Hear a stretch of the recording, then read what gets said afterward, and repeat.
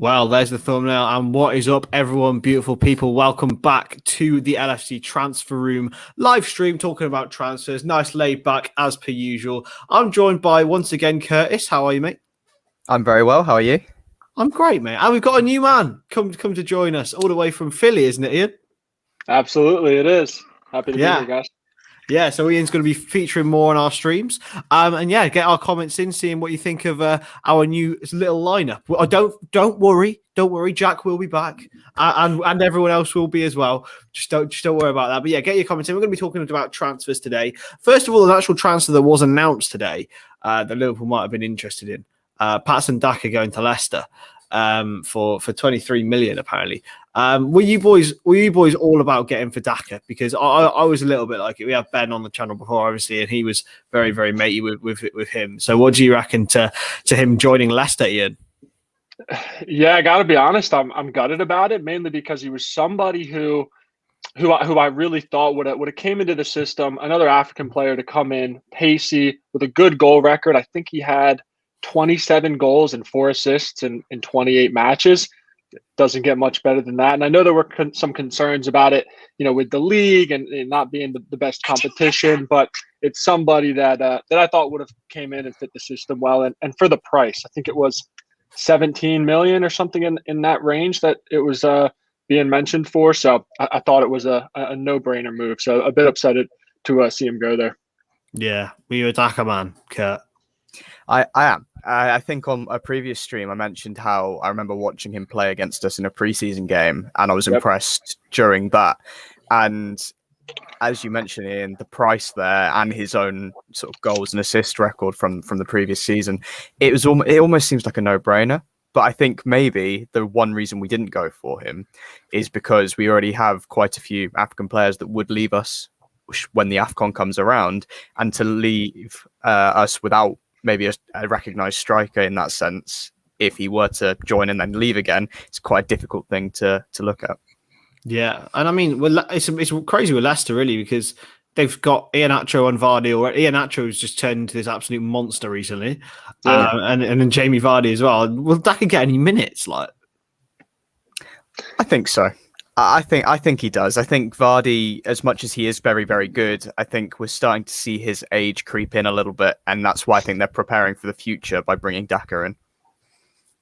Yeah, I agree. I think Vardy's getting up there in age, and this is somebody who can come in, and I think he's fairly young. I think he's only about 23, I believe, or something of that nature. So someone who can fit the bill for quite some time for them.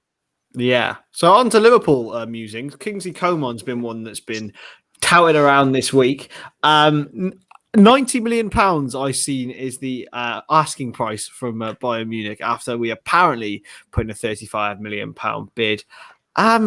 Boys, Kingsley Coman, wonderful player, right? But again, tainted injury record. We will say this. Would he A, fit in at Liverpool, and B, be anything like the asking price that they want to do? We'll start with you, Ian.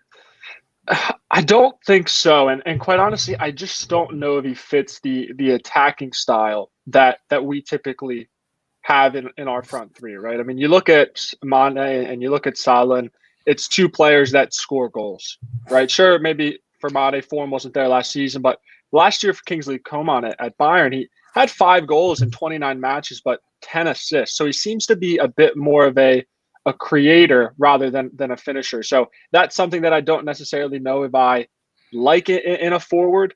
And I think the price tag isn't nearly justified.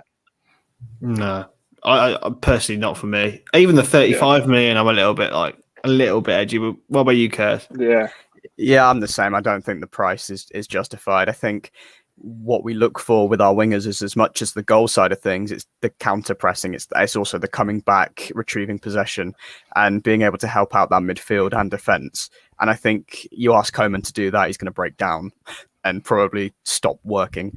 So it's with the injury record on top of that, it's kind of it's not a Liverpool signing in this era. No, I don't think it would be. I don't see how he fits, to be honest. It's one of those. We've got our first comment in from upcomers.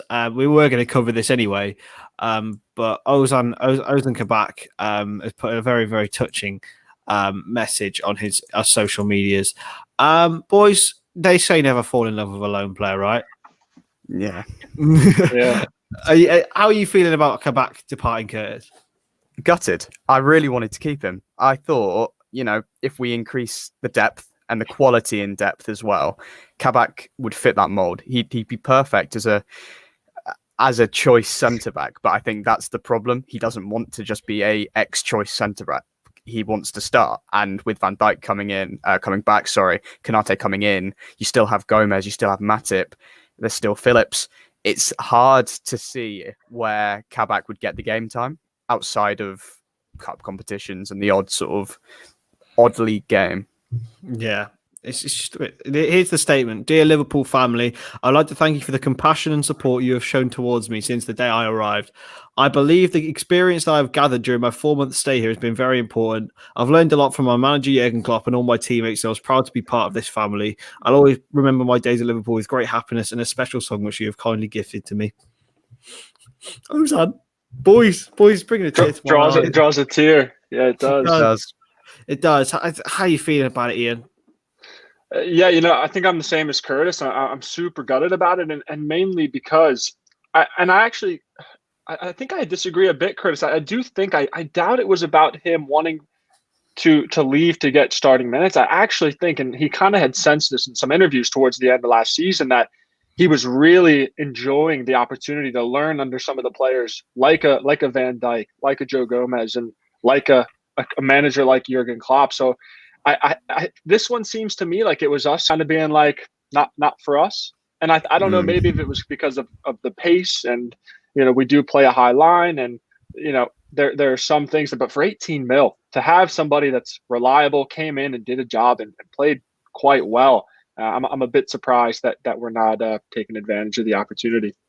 Yeah, but one thing that is for sure is that he will go and get a good move from Schalke. He won't end up being there, and it will end up being probably a lot cheaper than 18 million for any club that are around there. So who knows? Maybe Liverpool could swoop in the last minute and get him for 6 or 7 million. Bring him back, please. That'd be amazing. Bring him back. Nah, but tell you what, cracking player, and he seemed like a really nice fella as well. So, yeah. But then at the same time, you think him, and if you're going to keep Nat Phillips around. Which we had a whole stream based around Nat Phillips last week.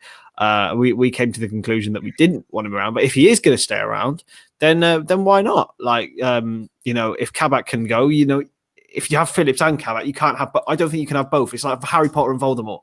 Like you can't have them both there, because it's just they shouldn't exist in the same thing, especially with Van Dijk, Gomez, Konate, Matip. Still around. But yeah, moving on to some incomings again. Donyell Malen, another one that's died down a little bit. But what do you think he could bring, Ian, to Liverpool? Yeah, this is an interesting one, because it's not somebody that I had watched a ton before, being that he plays for PSV, right? So it's not somebody coming into the Euros that I had watched tremendously, but watching him during the Euros, I've been thoroughly impressed. I know his goal record for PSV is fairly good. It was 19 goals and 8 assists in 32 matches, which is, proper good for a player on the wing there. And, I was mostly surprised by his pace and his creativity in the Euros, I would say. Getting into a Netherlands side with such class is a difficult task to begin with. So just seeing him get minutes and get some starts was, I've been surprised and impressed throughout. He does look quite decent, doesn't he? Do you reckon he would fit in though, Curtis? That's the thing, is the way we play now. We've got Firmino as that striker that drops as a false 9. Sort of, I don't think Marlon's that kind of player. He's definitely more of a striker's striker, and has that cutting edge about him where Firmino doesn't. So I think there's positives and negatives on both sides as to how he'd be able to fit in as such. But at 22, I think you bring him in, you coach him maybe a little bit more on the false 9 play, and I'm sure he could turn into someone that would work in the system. Yeah, this is one. Oh, go on, Ian. Yeah, I was just going to say really quickly, I do wonder, talking about system, if after last season and seeing our sort of goal drought that we had, I do wonder if Klopp will experiment with sort of this out-and-out striker, right? I think it's something that's interesting to possibly try, and not something we really have in a few years, right? Unless you count Origi, of course. But And I also think with Malen, he's quite versatile. I know Netherlands plays him on the wing a little bit. They play him through the center. So I know Klopp likes a player like that can play throughout the front three as well. So I think it's interesting on that front as well. Just wanted to throw that out there. Yeah. So talking more players coming in, the midfielder Otavio from Porto. We're going to read out some tweets from the LSD transfer room account from yesterday. So it started off with Liverpool place a 23 million plus Marco Grujic bid for Otavio, but Porto would want a higher fee and not have Grujic, as they want to have him as an individual deal. It then goes on to say that the breakdown on the Otavio deal is up to 5 Portuguese outlets have stated their interest. As far as say we need a bid for him, it goes from a 40 million to a 60 million release clause soon. I mean, and I've looked at his numbers. I'm not going to pretend to be a Portuguese football expert. They're not really impressive from what I've seen. But if either of you have seen any more of Otavio, please enlighten me, because my knowledge does not go further than Football Manager. I haven't at all, if I'm being honest. I think I saw the same stats as you, though. It was like 3 goals and like 8 assists in 26 matches. And he's pretty consistent every year, which is nice, but those numbers don't exactly jump off the page, right? So, and it's not somebody that's come across my radar before as well. So I'd be a bit surprised if it was something that was a serious interest there. Especially for 40 to 60 million euros, yeah. Right? Yeah, it's a lot, isn't it? It's a lot for a player that I haven't really heard sort of raving reports about. But the thing is, with so many outlets, there's no smoke without fire. There's got to be some form of interest there. It's quite a big story, it would seem, over that way. Yeah, and well, Marco Grujic does throw a little spanner in that works, maybe, because maybe they're using it as a way to try and drive Grujic's price down or even up. Like if it's coming from a Liverpool side of things, who knows really? But how much do you reckon we could actually command? Different discussion. How much do you reckon Grujic commands nowadays? Because he hasn't played. I think his last senior game for Liverpool was against Lincoln this season, and then before that it was 2017 or something. Like. It's pretty crazy, but he's always seemed to have done okay. I don't think he'll ever play for Liverpool. But how much do you think he would command in, Kurt? It's a very difficult one, because I remember when he joined and he scored that header against Barca in pre-season, and I've really, ever since then, I've wanted him to succeed. I've wanted him to play for us, because I thought he was a very versatile midfielder, can play a little bit further forward as well as sort of solely defensively. But I think in terms of value, simply because he hasn't played in one of the traditional top 5 leagues, I'd say probably 10 to 15. I don't think it's going to be much more than that. Yeah, especially in the COVID financial world, right? What do you reckon? Yeah. I mean, with Michael Edwards, you never know, but I think about 15 mil is what I would think we could probably get for him. I mean, looking at his numbers and watching him play, he doesn't exactly stand out in any game he's really played in for me that I've seen him play in. So I think if we got 15, I'd be quite happy with that. Yeah, and just breaking news now, this has actually come through. Rafa Benitez appointed Everton manager. Boys, it's a tricky one. Boys. I mean, right. I'll let you boys talk about it first, but I've got some strong feelings on it. So go on, Ian. Just talk to me. It's tough.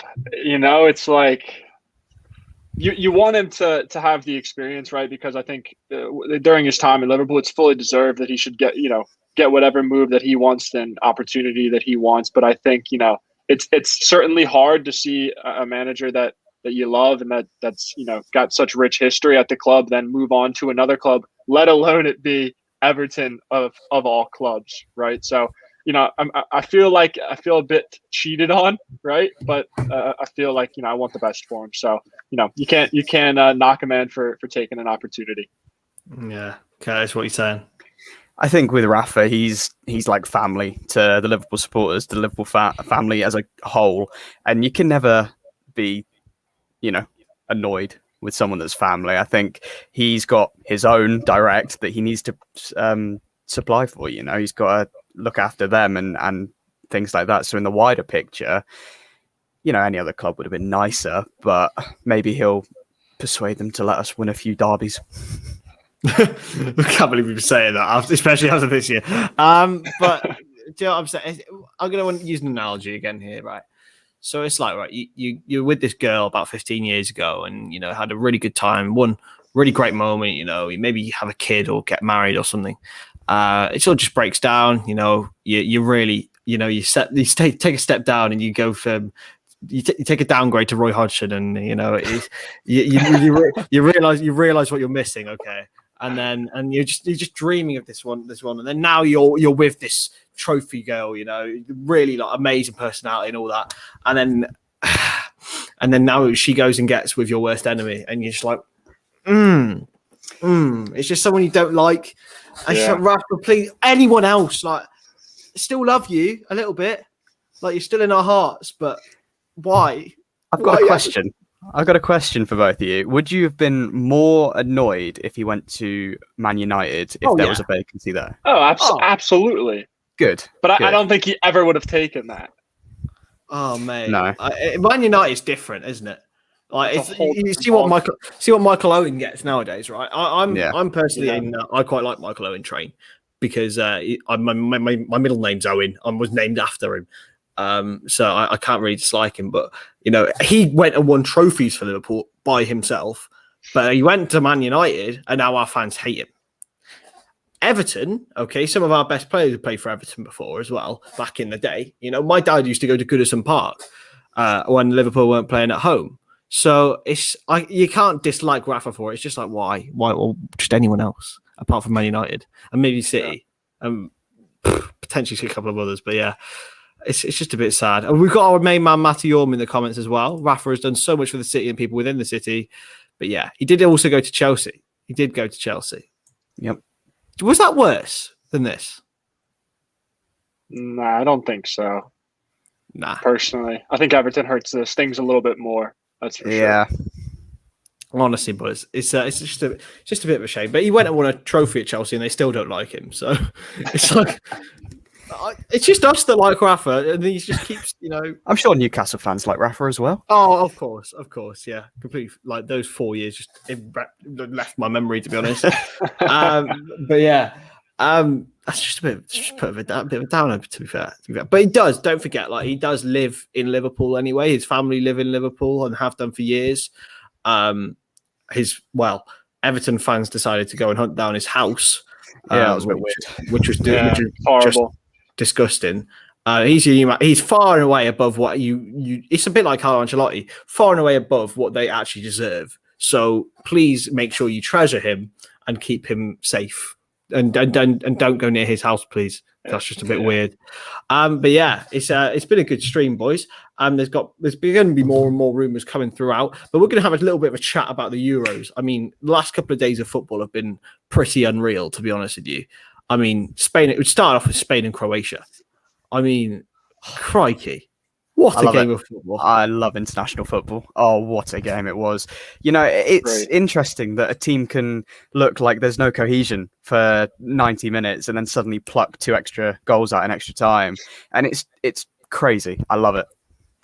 Yeah, it's amazing. Oh, amazing football it was, wasn't it? And then, I mean, Luka Modric, 35 years old, 36 soon, and he just decides to go and play. Like, he's played I think it's like 70 games this season nearly. And he plays like that. He just defies description. Yeah, he's bossed the whole tournament. He had that world that he scored the other match. I forget who it was against, with the outside of his foot and just curled it in, and it was like prime Modric. He's been bossing the pitch, that's for sure. Yeah, man. Yeah, and then obviously just after that, talking of Big Shaq, who we'll get on to after this. France v Switzerland. What a game and what a result! You couldn't relax. You were on the edge of your seat the whole time. Like, it was just unbelievable. Like, I still can't get into my head that Switzerland have beaten France on penalties to go through. And the penalties were crazy. Yeah, they were all of the penalties. They were just ripping them into the back of the net. It was crazy. And it was the centre backs, all of them, wasn't it? It was all the centre backs were taking it. But then now Switzerland's a country the size of Wales, and they're truly bossing it. And they always qualify. People say perennial qualifiers, like Gary Neville said, and they've just gone and proven themselves massively. And why not? Why can't they go and get through to the semi-final? And and it's going to be tough. But yeah, moving on, we're going to have a look at some of the comments. Rafa may be going to Lucerton. That's nice. Oh, no. Well, yeah. And for you boys might not get Chedu after the Real Madrid game. Before the Real Madrid game, said that Vinicius is terrible. He goes and scores twice, and we all look absolutely embarrassed. But he's maintained it. I believe that's Backhammer, is it? Because I think you've changed your name. But moving on, Otavio. We've already discussed Otavio, haven't we? And how we think that probably isn't the greatest move. Rafinha, I think, is done. If I'm being honest, I think the room is over. However much he would have been great, signing a player from Leeds will be very, very difficult. Neuhaus is sort of gone quiet recently, even though there was a lot of momentum to do with it. But we'll talk about Florian Neuhaus. What have you seen of him, Ian, and what would you think he can bring to Liverpool? Yeah, it's interesting. Sometimes I think with Liverpool, when things do go quiet with like that, all of a sudden, that's when I start my ears start to perk a bit, and I think maybe something is sort of in the works, because I think that's when they start to get a little bit more reserved and quiet with their actions. But what I've seen from him is, he looks the closest out of most of the midfielders I've seen to the most direct Genie replacement, right? He's someone who's very direct. He's tidy on the ball, right? Strong on the ball. It's hard to get the ball from him, but he's also got quite a long shot on him from what I've seen as well, which is something that I wish Genie would have been able to release a little bit more on our side and going forward and getting some shots in as well. So, he's the one midfielder rather that I would like to see come in out of all the ones we've been rumored to. I mean, you could have seen the barrage of hate we got for putting a video out on Nicola Barella. Because my mate who was in the video retweeted it, and all his Inter Mafia came over. It was just like, this is absolute lies. I'm sorry. I want Nicola Barella. That's all I want. That's fair. But he would cost like 100 million, so maybe that would be the greatest sign. And Neuhaus would be brilliant, wouldn't he, Kurt? He would. And I remember Jack's video on comparing, I think it was Neuhaus, Bissouma, Tielemans, and Wijnaldum's stats from last season. And by far and away, Neuhaus is the most progressive of those. And we need someone that can be a ball carrier and sort of drive us forward, because that's something that we don't really have from the midfield. They're all engine-like players, but no one wants to take that risk and drive us up a bit more. That's why the creativity comes from the fullbacks. Oh, boys, we've got better Adam Lallana. I mean, you can't really say that. Lallana was so good back in his day. And he had his own skill move. Exactly. All right, Matt, how are you doing, mate? And, but mate, listen, it came from like one of the first streams. This inside joke, and it's still going. Apparently, I do my hair the whole time. I don't recall this, but me and Blackhammer, we just have this banter. But yeah, how do we think Rafa will do? What do you reckon? It's difficult, isn't it, Ian? How do you reckon he do? You know what? I don't know, because we've seen Ancelotti come in and some of these other managers come in, and I do think they've got a couple players that are quite good. I don't think their squad is by any means horrible, right? So could Rafa come in and do a bit of a mindset shift and kind of get the best out of some of these players? Maybe. But it just doesn't seem like their players. Maybe it's because their managers have been so in and out the door that they can't really find a rhythm, right, or a flow. So it'll be interesting to see. But at this point, who knows with Everton? Could you maybe draw a comparison to, say, Calvert-Lewin and Torres? Like maybe you could get the best out of Calvert-Lewin like you got the best out of Torres. Do you reckon, Kurt?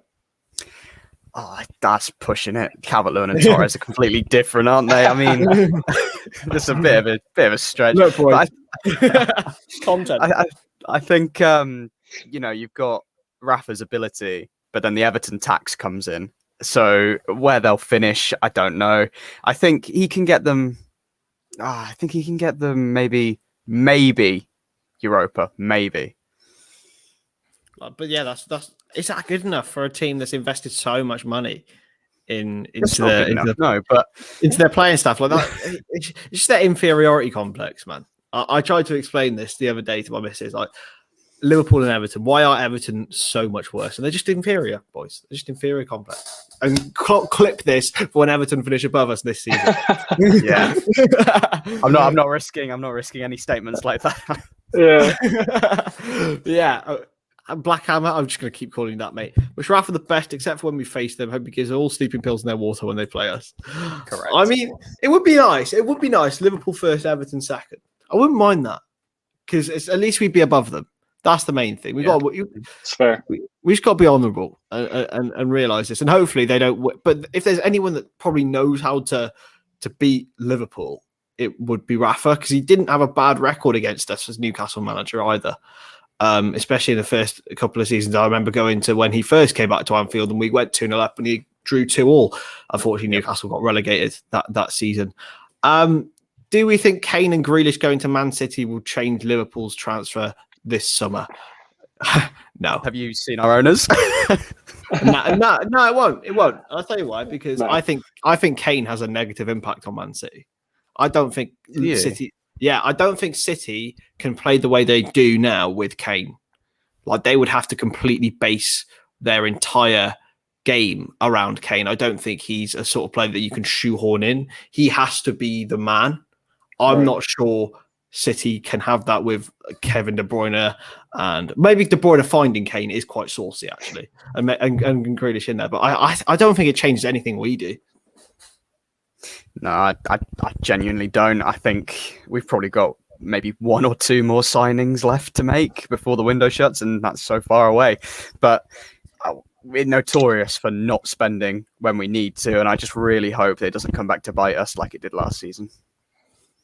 Yeah, I'm the same way. But I mean, you look at City's been spending big for years. Obviously, that would be massive spending, over 200 million, right? But we've been able to spend less and keep performances that are on par with the cities and some of the other big spenders in the league. So I think we need to spend, right? But you don't need to match their spending by any means in order to compete. I think we'll be just fine. Yeah, this is an interesting comment. Kane doesn't do that though. Kane thinks he's Firmino. So he drops. He does drop. I love this. I love this. Mate, cricket is a goated sport. I'm not having that. I play cricket every Saturday. I'm not having it. But moving on. Yeah, it's an interesting one. But yeah, we completely glossed over Shaqiri potentially leaving. Where do you think he'd be best suited? I've seen Lazio and Roma rumoured recently. Shaqiri, boys. And how much do you think we could get for him? Start with you, Ian. Yeah, look, I think the Serie A and I think some of those teams in Italy are going to be the best place for him. I think they suit his play best. And quite honestly, after the Euros and the way he's been playing, I would hope for us to get 20 million for him. I think the price is a bit inflated versus what it was. I know I was reading an article that said they were trying to recoup at least, I believe it was the 13 million we paid Stoke for him a few years ago. But I just think that he's shown he's still got a class in him and he's still playing at a high level. And I think I'd like to get 20 mil, and I don't think that's too far off. No. Kurt? Yeah, I think Serie A is the best destination for Shaqiri as well. I think his physicality works with the sort of way that league is played. I think as well, the goals he scored against Turkey when his country needed him the most, they were incredible. And that helps us prove a point. It's like, look, he's worth this much. I think low 20s, but probably not much more than 26, 27. I think that's probably the best price we could claim for him. Yeah. Here is a nice little headline for everyone at home. That is from 2011. So go on, Rafa. Let's have a look. A final couple of points. Connor Bradley, Cade Gordon, Mussolowski. Will we see them more in the first team? I wouldn't say so personally. I mean, maybe, you never know Jurgen Klopp and Carabao Cup games, but I think Connor Bradley's probably the most likely if Nico Williams does go. But I can't see either. I think Nico Williams is more than adequate a backup unless we get a good amount of money for him. But that's for another day. And Gordon and Mussolowski. Gordon only just got into the under-23 team, so I very much doubt he'll get into the first team. And Mussolowski's playing under 18s all season. So no, we just gotta be patient on these lads. Do you think where do you think we need a Shaqiri replacement, guys? It's a difficult one. It is. I think I would say yes. I think if we're you have to think, right? We've got the front three. And then you've got Origi, who most likely will go this summer, you would think, right? Shaqiri, it's possible he'll go as well. So that really only leaves you with Harvey Elliott, right? And a couple other, Takumi Minamino, who can come in and play within the front three, right? I love Taki, by the way. I'm a big Taki fan. Nice. Same. I just don't think, and given AFCON as well, right, with Mane and Salah going to potentially be gone for a month or so, I think absolutely you have to get some reinforcements in there. And I think the other hand is we have to start building for the future as well, right? They're starting to get a little bit older up there. Within a few years, right, we're going to want to have somebody with some fresh legs that can come in and start to grow underneath them. So I think absolutely. Definitely, boys. Well, I think that's a good end to the stream. Hope we all enjoyed it at home. Make sure you subscribe to the LFC Transfer Room YouTube channel. Get us to 1,100. We'll lower the target today. 1,100 subscribers by, we'll call it week and a bit. Go on. I reckon we can do that. Tell all your mates. Get subscribing to the LFC Transfer Room. Make sure you follow Kurt and Ian on Twitter as well for some great musings on Liverpool and whatever else these lot do in their lives. And we will speak to you in the next live stream. Catch you later, lads.